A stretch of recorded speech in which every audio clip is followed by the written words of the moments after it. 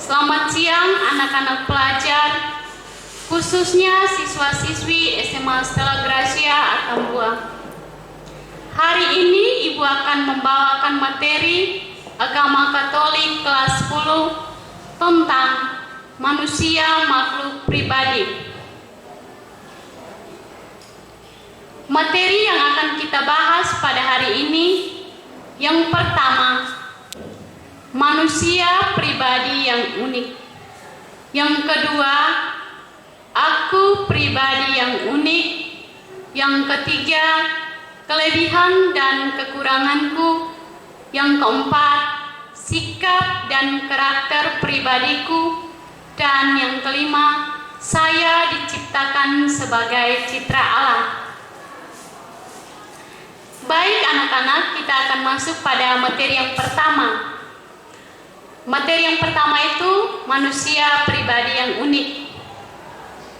Masa remaja adalah masa di mana tumbuh berkembang sangat indah.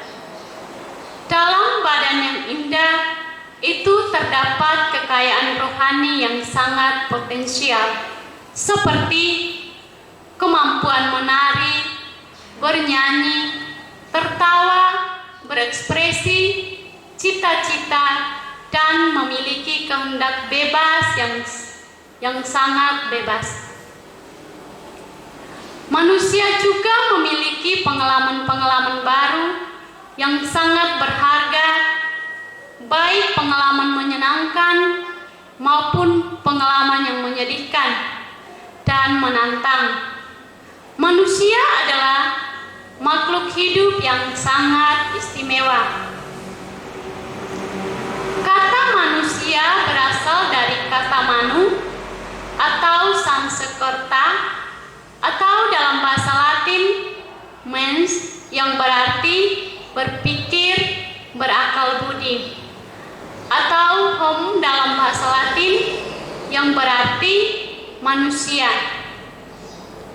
Istilah pribadi dalam bahasa Yunani adalah hypostasis, diterjemahkan ke Latin sebagai persona, atau dalam bahasa Inggris person, yang digunakan untuk menyebut manusia sebagai perseorangan, diri manusia atau diri sendiri.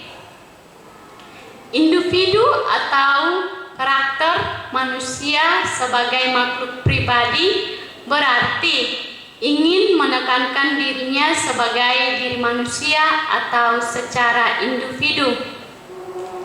Istilah individu berasal dari kata Latin yang berarti individuum, artinya yang tidak terbagi, atau dalam bahasa Inggris in yang berarti dan divided yang berarti terbagi atau terpisah. Jadi merupakan suatu sebutan yang dapat dipakai untuk menyatakan suatu kesatuan yang paling kecil dan terbatas. Manusia sebagai makhluk individu memiliki unsur jasmani dan rohani, unsur fisik dan psikis, unsur raga dan jiwa. Seseorang dikatakan sebagai manusia individu manakala unsur-unsur tersebut menyatu dalam dirinya. Jika unsur tersebut sudah tidak menyatu lagi, maka seseorang tidak disebut lagi sebagai individu. Karakteristik yang khas dari seseorang dapat kita sebut dengan kepribadian. Setiap orang memiliki kepribadian yang berbeda, yang dipengaruhi oleh faktor bawaan atau genetik dan faktor lingkungan atau fenotip yang saling berinteraksi terus-menerus. Sekarang kita akan masuk pada materi yang kedua, yaitu aku pribadi yang unik. Setiap manusia itu unik dalam bahasa Latin unus yang berarti satu. Tak ada satu orang pun yang mempunyai kesamaan dengan orang lain. Bahkan Manusia kembar sekalipun selalu mempunyai perbedaan. Nah, perbedaan itu lebih jauh dan lebih dalam dari yang dapat dilihat, dirasa, didengar, dan dikatakan. Pada umumnya, perbedaan ini yang membuat orang iri hati, pertentangan, permusuhan, dan ingin saling meniadakan. Padahal, dengan perbedaan itu justru orang dapat saling memperkaya dan saling melengkapi. Nah, perbedaan itulah yang menjadi keunikan setiap manusia. Keunikan itu bisa diamati dari hal-hal fisik, psikis, bakat, atau kemampuan, serta pengalaman-pengalaman yang dimilikinya. Keunikan diri itu merupakan anugerah yang menjadi diri seseorang berbeda dan dapat dikenal dan diperlakukan secara khusus pula. Untuk mengatasi perbedaan itu, diperlukan sikap menerima diri apa adanya. Jabatan dalam keorganisasian dapat digantikan oleh orang lain, tetapi kedudukan setiap manusia dalam seluruh kerangka ciptaan tidak dapat digantikan oleh orang lain. Nah, peranan orang tua dalam keluarga dapat saja digantikan oleh orang lain, tetapi peranan sebagai ciptaan tidak mungkin digantikan oleh siapapun. Sebagai orang beriman Kristiani yang sungguh-sungguh ingin semakin memahami, menerima, bangga, dan percaya diri, Yesus adalah teladan yang paling utama dan terutama.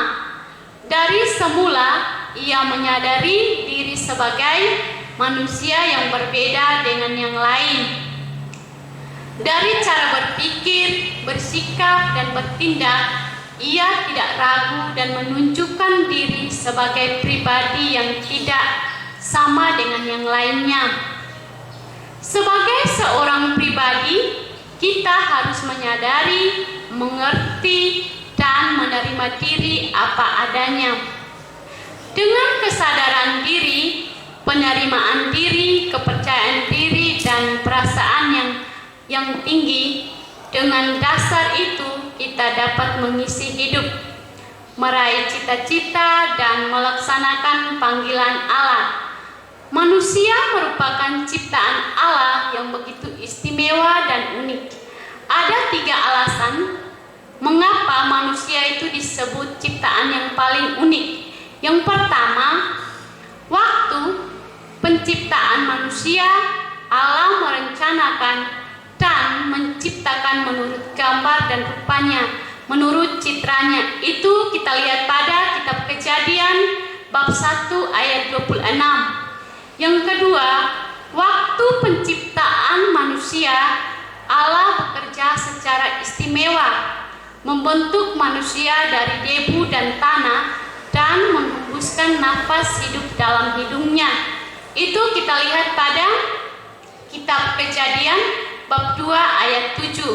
Yang ketiga, segala sesuatu termasuk Taman Firdaus diserahkan untuk umat manusia. Itu kita lihat pada kitab Kejadian bab 1 ayat 26. Dengan demikian, manusia yang merupakan ciptaan Allah yang sangat indah dan unik, perlu kita sadari akan keistimewaan dan keagungan ini. Yang ketiga, kita masuk pada kelebihan dan kekurangan. Sebagai pribadi, kita selalu mempunyai kekuatan dan keterbatasan. Kekurangan dan kelebihan tidak pernah ada di dunia ini. Manusia yang menyatakan dirinya sempurna tanpa ada keterbatasan. Manusia yang paling kuat sekalipun pasti ia mempunyai kelebihan dan keterbatasan. Nah, sebaliknya, sekecil apapun kekurangan dan keterbatasan kita, selalu ada kekuatan di baliknya. Meskipun pribadi kita tidak sempurna, namun pasti ada keunikan di dalamnya. Selama ini mungkin kita belum menyadari kekurangan dan kelebihan yang ada dalam diri kita. Kelebihan itu dapat dilihat dari segi fisik, bakat atau keterampilan, serta sifat-sifat yang dimiliki, ketampanan, kecantikan, pintar, jujur, tegas, dan lain sebagainya. Begitu pula juga dengan kekurangan yang kita miliki, pendek, hitam, kekurangan mudah bergaul, minder, tertutup, dan sebagainya. Sering kita sadar bahwa kelebihan membawa kita mempunyai rasa percaya diri, tetapi kekurangan kita yang menyebabkan rasa minder atau rendah diri yang terkadang menyebabkan hubungan pribadi kita dengan orang lain itu kita rasa terganggu. Maka perlu disadari apa yang menjadi kelebihan dan kekurangan kita. Kita menggunakan dan mengembangkan kekurangan dan kelebihan sebagaimana mestinya adalah panggilan dan tuntutan Kristiani.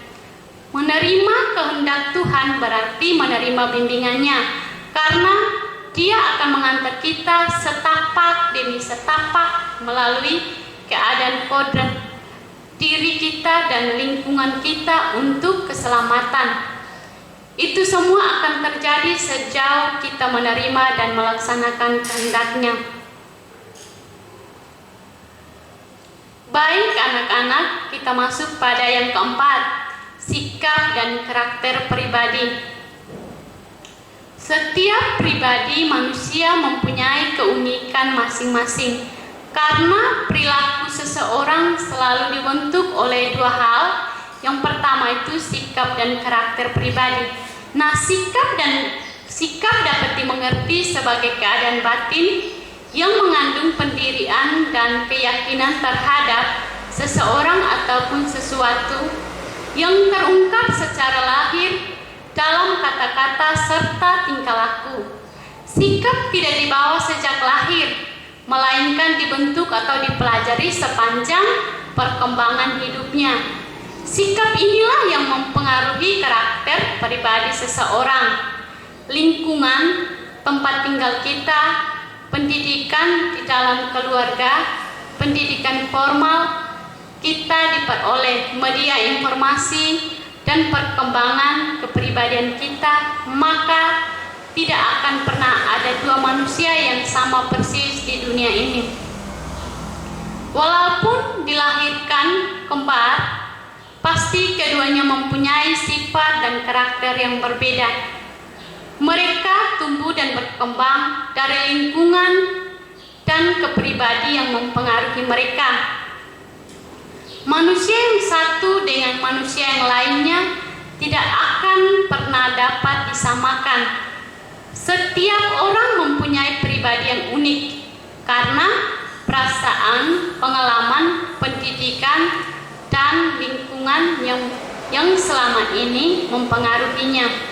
Sifat dan karakter tidak dibangun secara instan atau cepat, melainkan melalui proses yang panjang dan bertahap. Oleh karena itu, kita sebagai manusia merupakan pribadi yang unik. Sikap tidak dibawa sejak lahir, melainkan dibentuk, dipelajari sepanjang perkembangan hidupnya. Sikap inilah yang mempengaruhi karakter pribadi seseorang. Yang kelima, saya diciptakan sebagai citra Allah.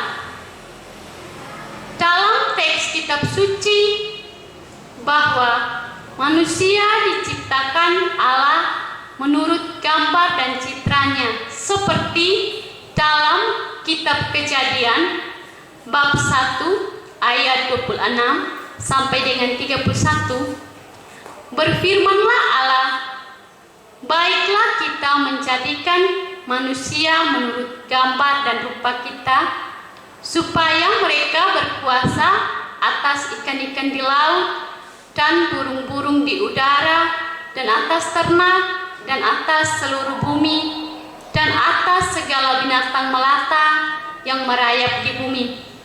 Maka Allah menciptakan manusia itu menurut gambarnya, menurut gambar Allah diciptakannya, dia laki-laki dan perempuan diciptakannya mereka. Hanya kepada manusia diberi kemampuan untuk menata, melestarikan, mengembangkan, dan menggunakannya secara bertanggung jawab. Yang pertama itu kita lihat pada kemampuan akal budi. Dengan akal budi kita dapat mengerti dan menyadari diri sendiri. Manusia mengerti dan sadar bahwa ia itu sedang berbuat sesuatu. Ia dapat merefleksikan kembali apa yang dia buat. Hanya manusia yang dapat berbuat demikian, binatang tidak. Mengerti dan menyadari apa yang di luar dirinya. Manusia dapat menyadari bahwa ada dan ada hujan. Artinya bahwa manusia dapat menghubungkan dua variabel yang berhubungan. Manusia dapat mengembangkan dirinya dan dapat membuat sejarah serta riwayat hidupnya. Manusia dapat bertanya dan memberi jawaban sehingga ia dapat menentukan arah hidupnya. Manusia dapat membangun hubungan yang khas dengan sesama. Manusia dapat bertemu dan mengalami kebersamaan dan persahabatan. Yang kedua, kemampuan kehendak bebas. Kehendak bebas berarti kemampuan untuk bertindak dengan tidak ada paksaan. Dengan kehendak bebas, manusia dapat bertindak dan melakukan segala sesuatu dengan sengaja yang dapat bertindak secara tahu dan mau. Manusia mempunyai kewajiban-kewajiban moral dan kewajiban-kewajiban moral dibisikkan oleh hati nurani kita masing-masing. Dengan kehendak bebas, manusia dapat bertindak secara bertanggung jawab. Baik, selamat siang. Demikian materi pelajaran yang hari ini saya bawakan. Sekian dan terima kasih.